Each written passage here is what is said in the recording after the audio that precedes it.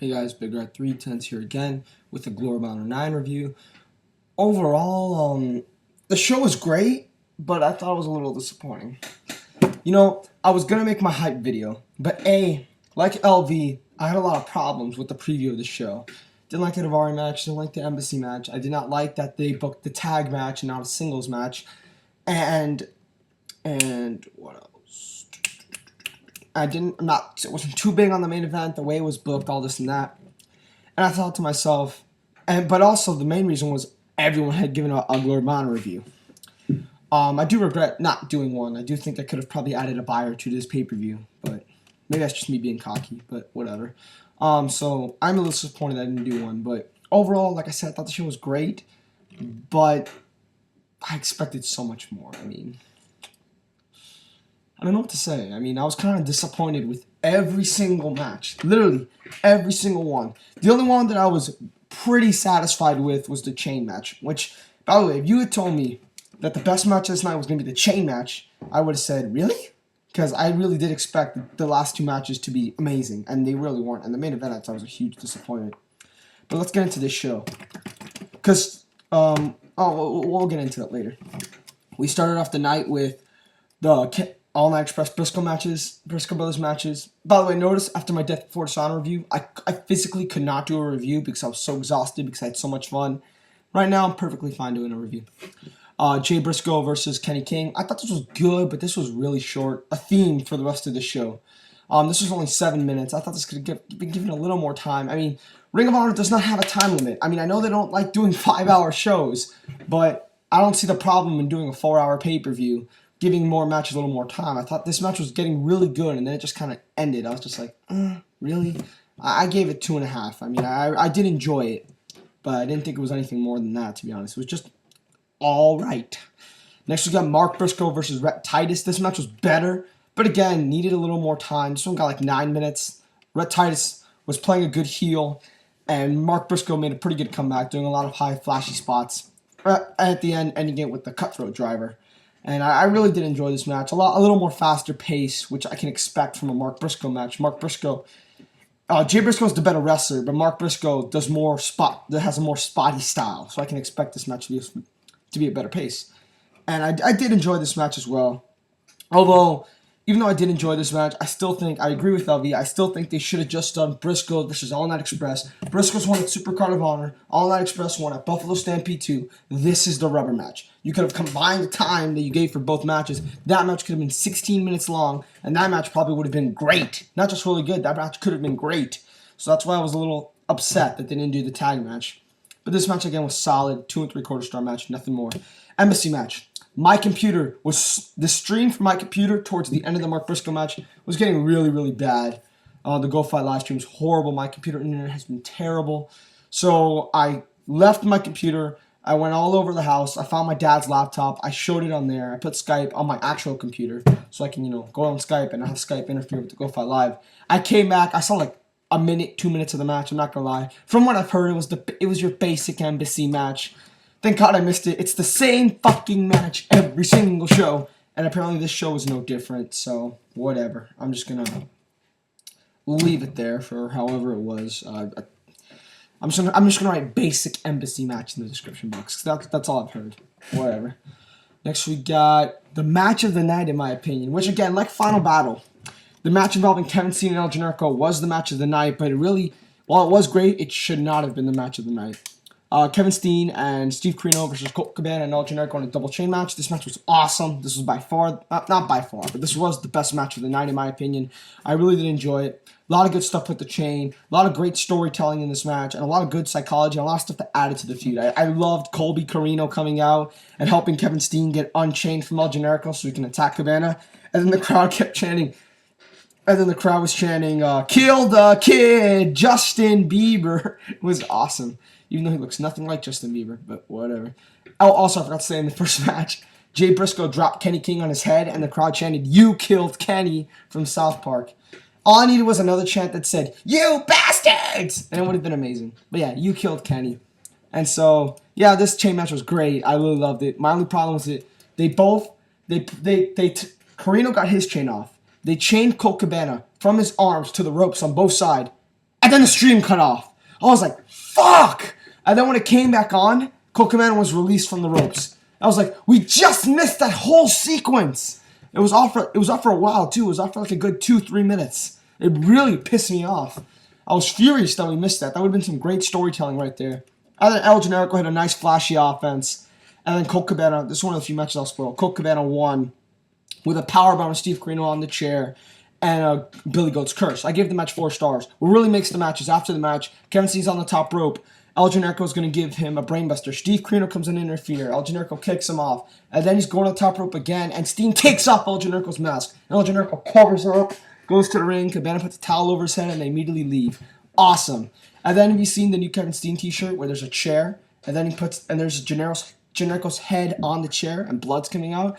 He takes out a chair. He takes Generico's mask. He puts it on the chair. And then writes Mr. Wrestling in Corino's blood. And then he puts the El Generico mask on. Awesome. 4-star match. Really, really, really did enjoy it. Thought it was great. Then we had intermission. Then we had Eddie Edwards versus Shawn Daivari. Okay, I'm going to say this right now. Stop defending Shawn Daivari. Like I said this before. He was not that good in WWE. He was not that good in TNA. He was not that good in ROH earlier this year. And he was not that good in the other independents. What more do we need? How many more promotions do we have to give him a chance? He has not proven himself. And again, this match was really short. This match was only like 7 minutes. Daivari didn't do much. Eddie carried most of the match. It was really short, and then it just ended. I gave it 2 1/4. I didn't really like it that much. I thought it was the worst match of the night, even though I didn't see the embassy match. Next, we got Austin Aries versus Christopher Daniels. This was probably the biggest disappointment of the night. I thought this would be great. I was telling people, you know what? Even though I think Omega is only behind Richards and maybe Generico and Ring of Honor, I do think this match can top that. Their match, Daniels and Omega. And it didn't. This match was cut short. It was only given like 12 minutes. Why? It was going so well. I can only give it 3 1/4. Actually, I'm going to give it 3.5 just for the ending, which was incredible that I do not want to ruin. I mean, it's not like an innovative ending. It's just a really cool ending, and I don't want to ruin it. So, yeah, it was a great, great, great ending. Fun match. Aries was playing a nice heel. He made a good promo before the match saying that since Christopher Daniels came up with the name A-Double, Austin Aries was going to call Christopher Daniels CD because, like Christopher Daniels, CDs are obsolete. Funny. A lot of golden snack cakes chants in this match. It was funny. And the fucking idiots kept chanting Twinkies whenever Tom Sinclair did something early, and then the crowd immediately shut them off. So yeah, but 3.5 stars. This could have been so much better. And then we got the Kings of Wrestling versus the World's Greatest Tag Team. Some could say this is the match of the night. This is the chain match. Take your pick. I really don't care. This match was great. I really did enjoy it. I have a slight problem with it. I did enjoy it. I appreciated the old school style for it. They worked over Charlie. They worked over Shelton. And then Charlie tagged in, and he and Shelton did some really cool stuff. But they worked over Charlie and Shelton for a long time, for like 10 minutes, and the crowd was really silent. And then when Shelton and Charlie got to explode and show off their offense, they only got like 4 minutes, 5 minutes. It was a great match. It was a great match, 4-star match. I did enjoy it a lot. I expected so much more. I mean, I predicted that this match would be one of the Kings of Wrestling weaker matches. I like the Motor City Machine Gun match better, and I like both their matches with the Briscoes better, and the 8-man tag from SoCal Showdown. But even though, still inside my heart, I said, you know what? Shut up. Be a fan. This match is going to be awesome. And it was just great. I mean, I know I should be complaining, but what can I say? I expected so much more. It was great, though. Shelton really proved how amazing he is by a really awesome spot he did. I do not want to ruin. Really fun match. Shelton and Charlie got some nice offense, but again, I just expected a little more. 4 stars.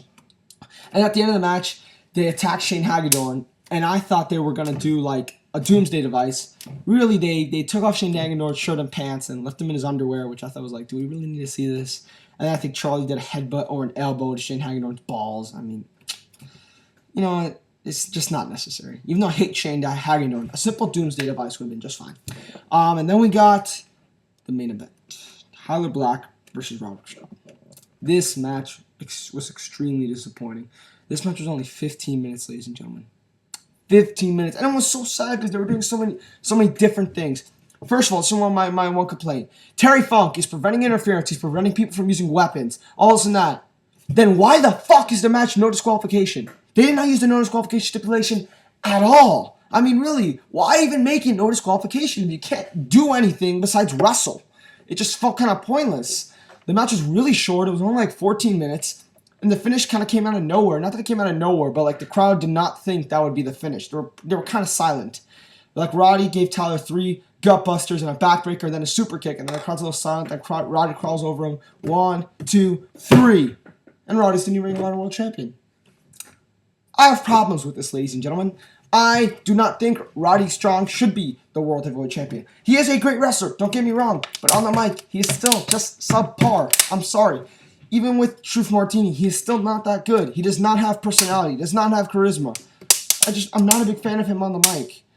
And to me, this match should have been done so much better. You didn't feel like, oh my god, this is a huge title change. Roderick Strong saved Ring of Honor. It didn't really feel like that, because the match was so damn short. I mean, really, this could have been so much better. Then at the end of the match, Homicide makes his return to Ring of Honor. The notorious 187. Homicide made his return. And I was marking out, I was going, yes, yes, yes, Homicide, Homicide. And then he stares at Roderick Strong and the screen, and it's over. That's it? No promo? No challenge? No title match? That's it? You just have Homicide and Roddy stare at each other? I mean, don't get me wrong, I'm very appreciative. Homicide is back in Ring of Honor. It was amazing. But I was just kind of like, that's all you did? I mean, you couldn't have just like have Homicide like stare from the entranceway or just hit his music and hint him maybe returning. I mean, if you're gonna have him come out, have him talk at least. God. And the whole show was really short. The whole show ended like at 11 o'clock. It was only like 3 hours long. I know you're saying, Big Rat, that's really short. Well, when you have a 30-minute intermission, yes, it was pretty short. The best thing on this whole show, leaps and bounds, Davey Richards is staying with Ring of Honor. At the end of 2010, he is signing a new contract, and that, to me, is amazing. Sorry. I can't wait to see Davey at Final Battle. He has a guaranteed title match at Final Battle, and he's signing a new contract with Ring of Honor. That, to me, was by far the best thing on this whole show. Very happy about that. But yeah, I thought the show was great. Don't get me wrong. I'm giving it a solid 8 out of 10. But I thought it could have been so much better. But I still recommend all of you out there who do not like what WWE is doing, who do not like what TNA is doing, to go out and order this pay-per-view right now. Go out, buy this pay-per-view, pay the $15. There's a great chain match, a great tag team match, and 2 really good other matches on here. Please support Ring of Honor. They deserve it. This was a great show still. No matter what I thought and our expectations thought, it was still a great show. 8 out of 10. I hope you enjoyed this. I'm Big R210. I'm out, guys. See ya.